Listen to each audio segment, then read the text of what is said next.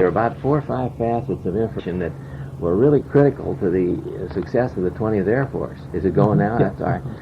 There are 4 or 5 facets of information that, this is William F. Baggerman of 3614 Glen Eagle Drive, Sarasota, Florida, 34238. I was stationed, I was assigned to the 20th Air Force when it was then the 20th, let's see, the Bomber Command. It was the 21st Bomber Command. I was the 10th enlisted man in the 21st Bomber Command when it was being organized and set up at Salina, Kansas, later transferred to Colorado Springs. About when was that, when you were in Kansas? Shoot, it must have been the very end of 1944 or the beginning of 45. It was the end of 1944 because I was with the 20th on Guam for 14 months, and I came home November 1945. So it would have been in I guess it was the middle of 1944. Middle of 44. And at that time, the planned commanding general of the 20th, of the 21st, it was the 21st Bomber Command then. It was to be Major General Haywood, Haywoods Hansel, Hensell. I'll put it on. This General Hansel was apparently, as I understood it, and I just know this indirectly, maybe I'm incorrect, but he was a sort of a right-hand man of General Arnold, as I understand it. They gave him kind of a plum, I believe. That was the idea, and he didn't come out as the headquarters of the 21st Bomber Command were being set up. He didn't arrive until very late. He didn't really have a handle, call it, on the situation. We went overseas, and we landed at Saipan, where General so-called Rosie O'Donnell was commanding. He had the early elements of the 21st Bomber Command that he'd already begun to set up on the island of Saipan. After a very short stay on Saipan, we were transferred to Guam, which was to be the headquarters of the 21st Bomber Command, which was the supposedly global Air Force. It was the pet of General Arnold. It reported directly to him. The officers didn't report to theater commanders. They reported to General Arnold in Washington. Well, anyway, the key, I was an enlisted man in the A1 section after being washed out of glider pilot training because of eye problems. There were several elements, and I'll give some that I think that probably aren't in the history books. Now, this is, I guess, indirect information. I don't have any written material to back it up, but it's probably correct. They had made major logistical plans to build these runways on the islands of Tinian, Guam, and Saipan. They had planned a very extensive manufacture of blacktop material and, I presume, rock, which they expected they'd have to bring over there. This important element developed that they didn't know it before, but the islands are coral islands, and they sent bulldoze the jungle, call it, away, and poured salt water on this coral that they had leveled and put a little blacktop on it. I don't know how much. I guess they put a few inches, but it was very, very simple compared to what they had planned. They had, I think, some figure, I remember, like 18 months. It was going to take them 18 months to bring out the material to build these runways for these heavy, I don't know the weights of the B-29s, but these very heavy aircraft and the hard stands on which to locate them. There's a book over there, the U.S. Army in World War II, the technical series on the Corps of Engineers, and there's a long chapter in their plans for how complex it was going to be to build runways for these super heavy bombers, as they call the B-29. Yes, they were the super heavy. The other element that they didn't know about, these airplanes were built to bomb from, I think, 35,000 feet, and they originally that was the planning for the airplane. They didn't know, or apparently world weather wasn't well enough developed at that time to know that over Japan and the immediately surrounding area, they had 125 mile an hour winds regularly aloft. And General Hansel when he began to command, they began to have the first bombing of Japan. It wasn't successful at all. They were missing the targets by huge distances, and they were over the target. They were flying over the target so slow, and I don't remember. I think flying north. I believe the winds were from the north, and as they came in north over Japan, they were running into these literally 125 an hour knot or mile winds, and they were slowing the airplanes down an awful lot, using a lot of gas, and losing a lot of men. Just as a side thought, as I recall, a figure being heard in camp was only one crew out of 7 could expect to fly out its missions, which I believe were 35 or 25 missions. Only 1 crew and 7 could hope to finish that element. Now I'll come back to that in just a second. Let's see, there was another element in there that I'm trying to think of. Well, I'll go ahead with this element and I'll jump back.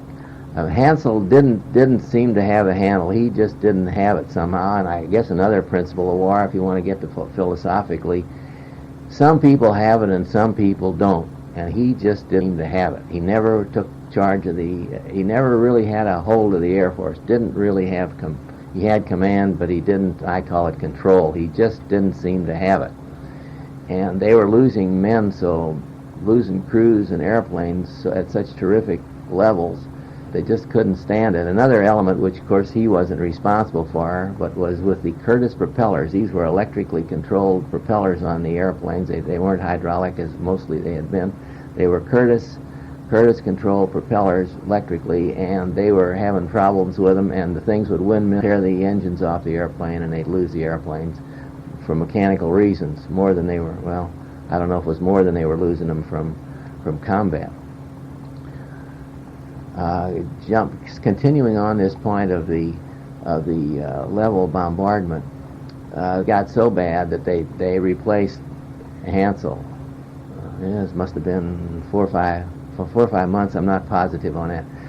They sent over LeMay. LeMay had been in Europe, obviously, and he might have been in directing some of. I think he was directing some of the limited bombardment from Chengdu, China, as I recall it. But anyway, that's not too material. General Saunders over there, who had been responsible for the development of the B-29 airplane, had been commanding, I believe, over in China, but it had been sort of a so-so operation. They weren't doing anything much.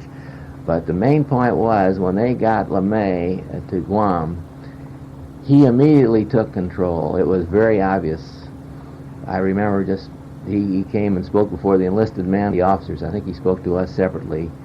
And he said, "Gentlemen, it's funny it might sound now, let's forget about the officers' club and the enlisted men's club." He said the only thing, in almost his own words, were, "The only thing I'm interested in, you suggest something, does it put down bombs on the target?" And those were very nearly his exact words. Somehow, I don't know how, he soon gathered that this bombardment from this 35,000 feet was impossible.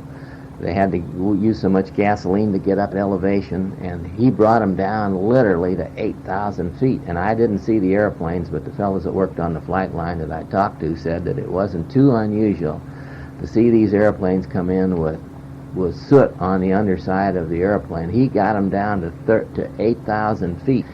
And I remember my folks sending me clippings, or we got these pony editions of Time magazine, these little tiny light copies, and they called him the Butcher of Guam, or the Butcher of 20th Air Force, or some such title. The mothers were writing that he was butchering and killing their sons unnecessarily. But he had the courage to stand by his convictions, and he went ahead, and as I recall it, they might not have stayed quite as low as 8,000 feet all the way through, but in my opinion, that was one of the key elements of command. He had the courage to come in there at what he knew was going to have to be done, and that turned the thing around. The real turnaround, of course, didn't come until the island of Iwo Jima was taken. Of course, then they could land there. The damaged airplanes, the airplanes short of gas, could land could land on Iwo Jima, and that was really the end for Japan, in my opinion, when that happened.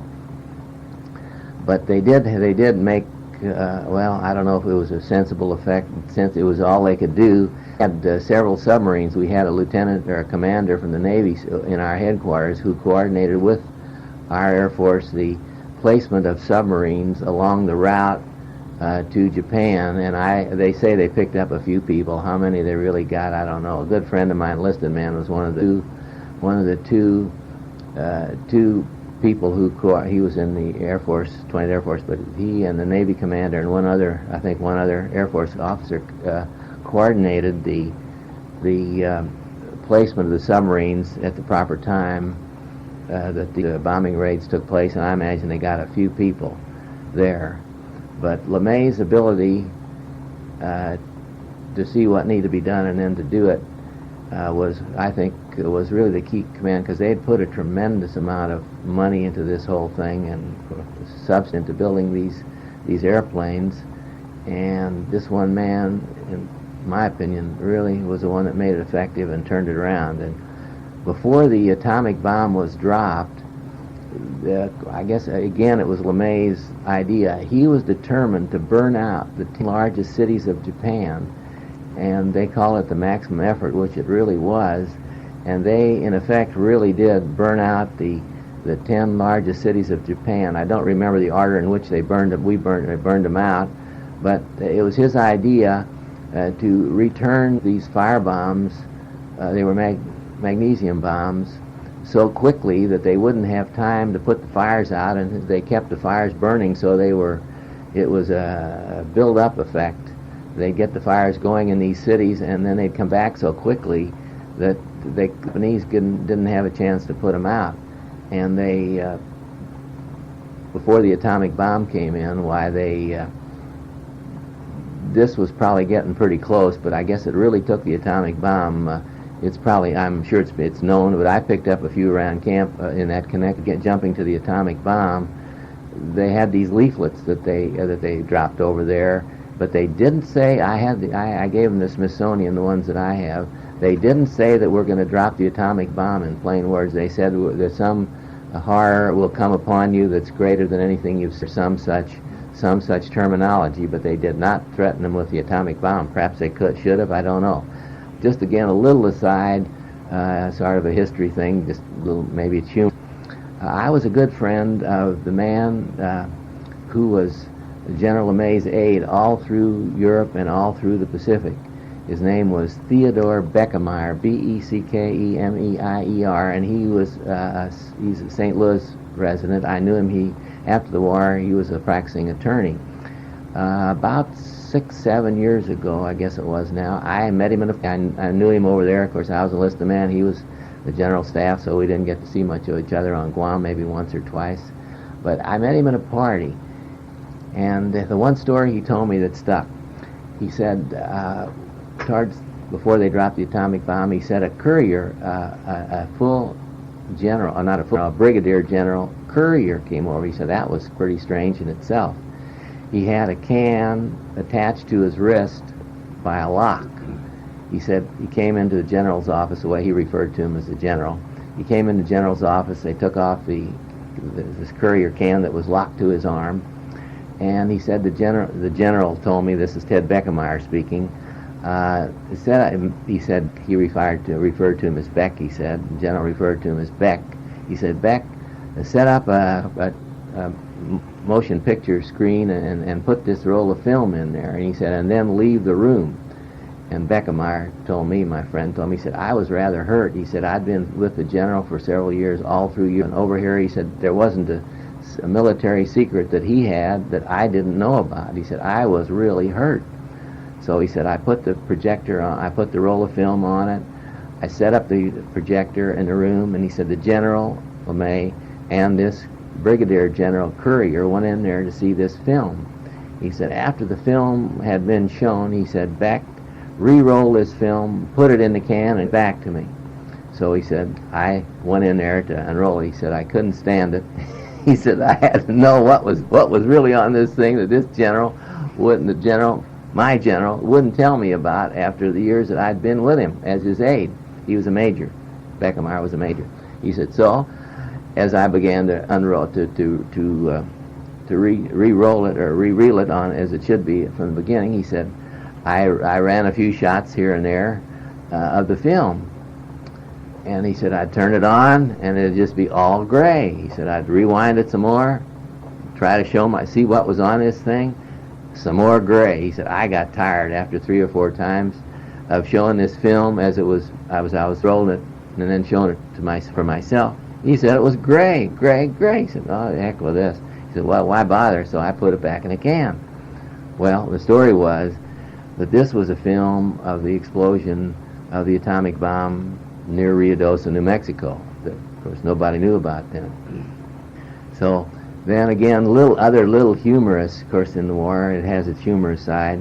A good friend of mine in my tent, a fellow named James L. Mayer from Chicago, he was in charge of officers' records, and he joked. He said, I've forgotten the exact number of the group that dropped the atomic bomb. It was a 509 to the 506 composite group.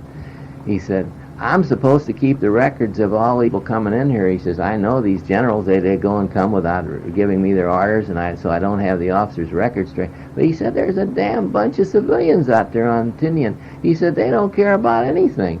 He said, they don't give me any records. He said, I'm supposed to have civilian records as well as the officers' records. He said, they don't come in, and I can't do anything about it. He said, I've complained, and nothing happens. He says, so what am I going to do? Well, of course, the story was that this was all secret, and what we thought were a bunch of, well, in plain Army terms, a bunch of fuck-ups on civilians and guys that weren't paying much attention up there on Tinian. That was the group, and these were the technicians that were planning the dropping of the bomb. Again, just a little parenthetic personal comment. I was back on Guam with a reunion trip about 3 summers ago. We went out on I didn't get on Tinian at the time. They took us out on Tinian, and they showed us the actual vaults in which the atomic bomb was stored. I judge it was probably 12-foot square or something like that, about 6 or 8 or 9 feet deep. And I guess it was foolish, but they didn't know at the time. They were so proud of the fact that they had, I think, somewhere a foot of lead shielding around the inside of this vault in which they stored the atomic bomb temporarily out on the end of the runway. So, well, I guess that's for the moment. There are probably some other thoughts in there that might have some bearing. I'm trying to pull them out without... One of the things I was wondering about as you were talking about the destruction of the 10 major cities Yes. in Japan. As that policy developed, did you sense any reluctance on the part of anybody involved in that level of destruction, or was it simply seen as a kind of fitting and appropriate? Yeah, it was a feat. Nobody thought about that. We were there to get the job done. And of course, we'd heard about the Japanese atrocities in particular, and there was no feeling, no anti-war feeling or whatever you want to call it. Everybody was there to get the job done, and LeMay's words were often repeated. Bombs on the target, and what you're doing, is this going to put bombs on the targets, in plain words. One other story that I don't believe has received a whole lot of attention, but it in my opinion, I was in the A1 section at that time, and of course we handled awards and decorations.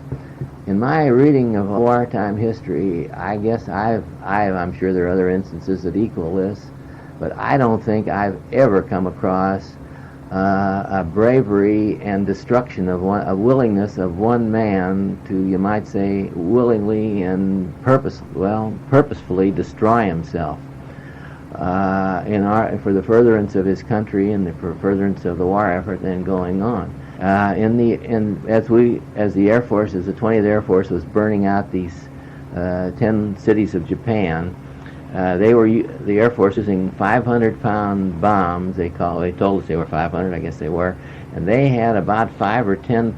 They were a cluster bomb of, I think, 50 thermite bombs within the 500. They weighed, I don't know, 6, 8, or 9 pounds apiece, somewhere in that range, and they dropped the big 500, and these clusters spread, and they were very effective. They couldn't put them out.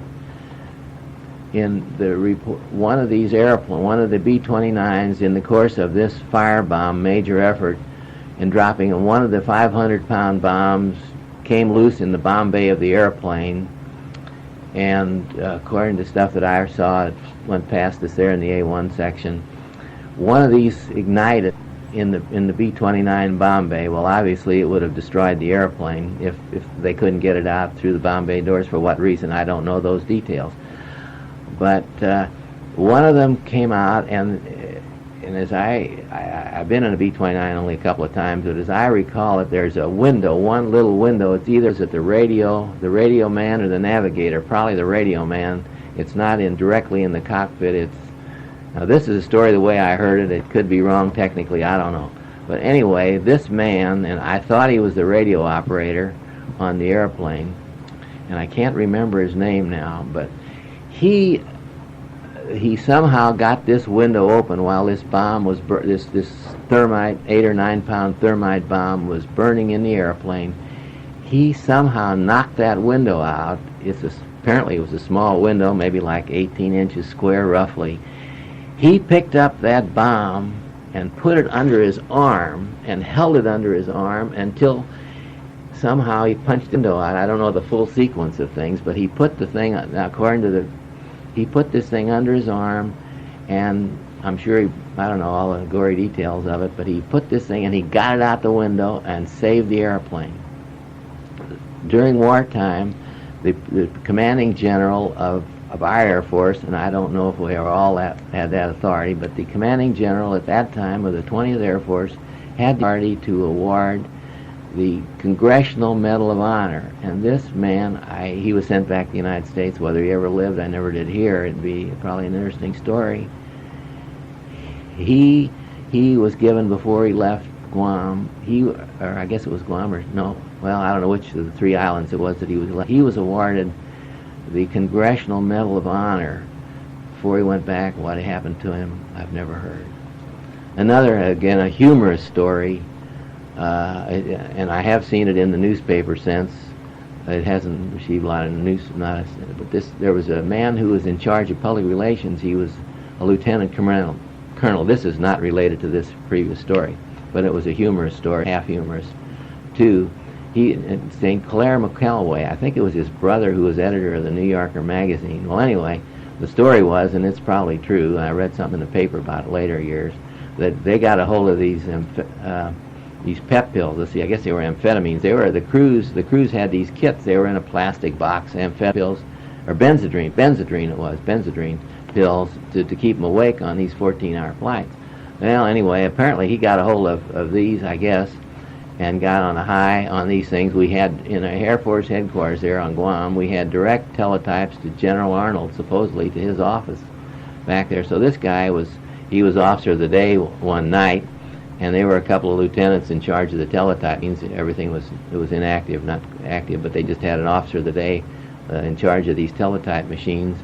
They went directly to Washington, and this Sinclair McElway, on this benzodrine kick, I guess, he got to him, and he accused Admiral Nimitz, and it must have been Admiral, I don't know if he was killed at that time or not, General Giles, but about 3 of the most top-level officers that had anything to do with the 20th Air Force in the Pacific at that time, he accused them of treason on the direct teletype to General Arnold's office. Well, the next morning, as the old word goes, the shit flew, and they didn't want to embarrass anybody, or the Air Force in particular, I guess, by court-martialing him, so they sent him back to Washington for rest and recreation. So I guess, well, there are some, under the pressure of the moment, there are a few other elements that are really important, I felt, and I can't pull them out. Maybe if you turn it off a second, I can think of them. I brought a couple of... One of the things I was wondering about, you were on Guam when the war was over. Yes, when it ended. Yes. What happened to you after that, after September of 44? Well, they, of course, it was pell-mell go home. I'd been in quite a long time, and I think I had 45 points or something, so I was near the top as far as priority of going home was concerned. and they organized what they called the Sunset Project, and they pulled people out of all the squadrons around all the headquarters squadrons on points, and I think they took us to Saipan, as I recall it, and we were just held in a pool there, based upon a kind of a holding pool, you might call it, based upon the number of points we had as to when we would go home. So it was based on points, and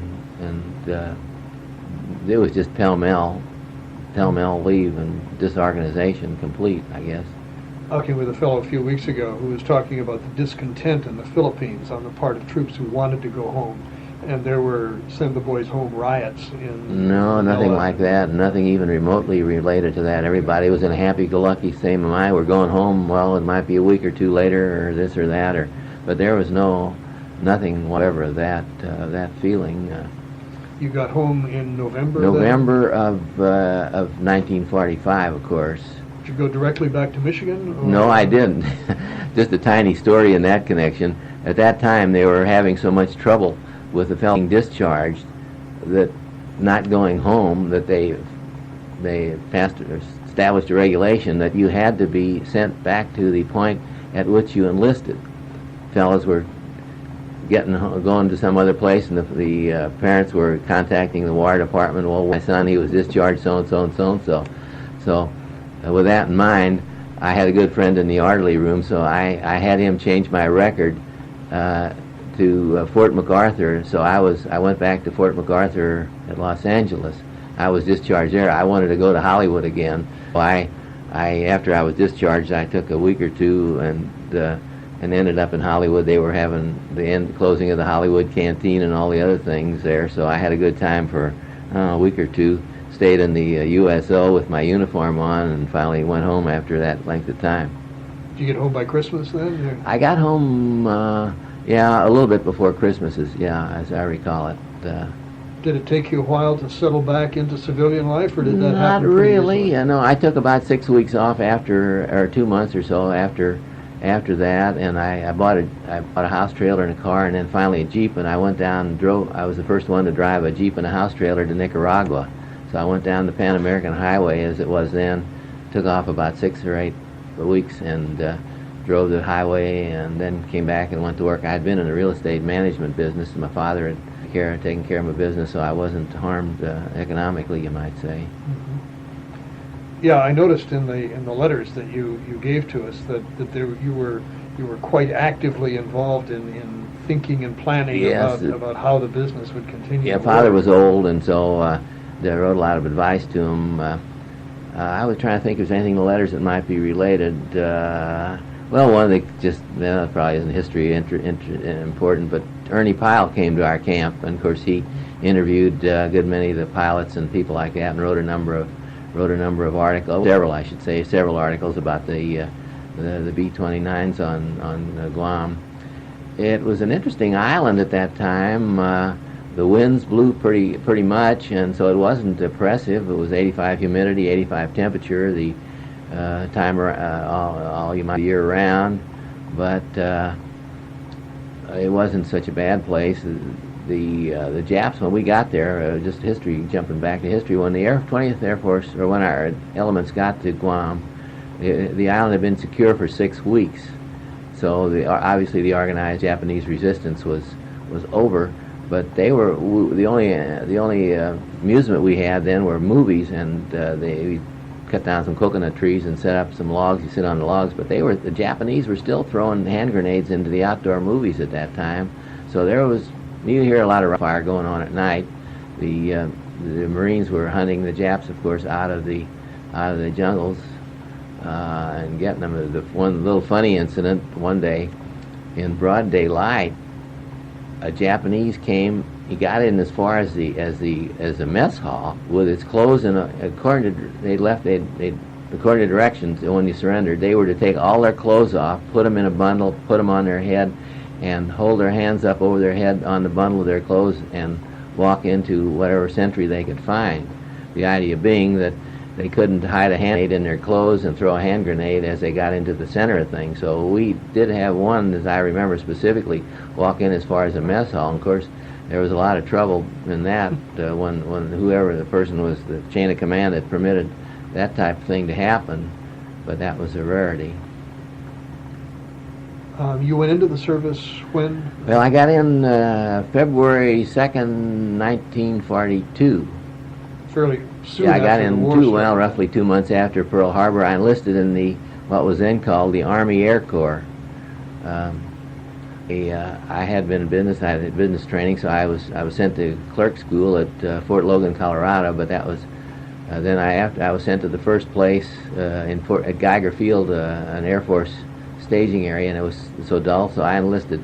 I volunteered for training as a sergeant glider pilot from there, and I went into that. Was in that quite a while. I was wondering about that when you said that your eyes kept you out of that. But what sort of training did you have for a glider pilot? Well, we flew mainly the lighter gliders and artillery airplanes as training. They didn't have enough gliders, so we flew.